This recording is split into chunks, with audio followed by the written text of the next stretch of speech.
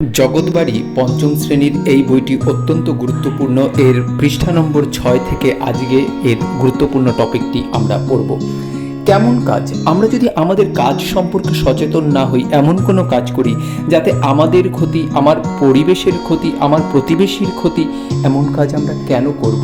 আমরা এখন পড়াশোনা শিখছি, আমরা নিশ্চয়ই এমন কাজ করব না যাতে করে পরিবেশ দূষিত হয়। তাই বাড়ির সামনে আবর্জনা কখনো ফেলা ভালো কাজ নয়।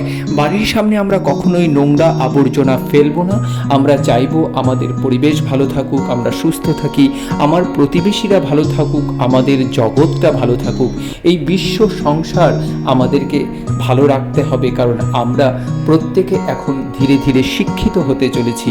আমরা জানি প্রকৃতি পরিবেশ যদি ভালো না থাকে তাহলে আমাদের কিন্তু অনেক অনেক বিপদ সহ্য করতে হবে, সম্মুখীন হতে হবে।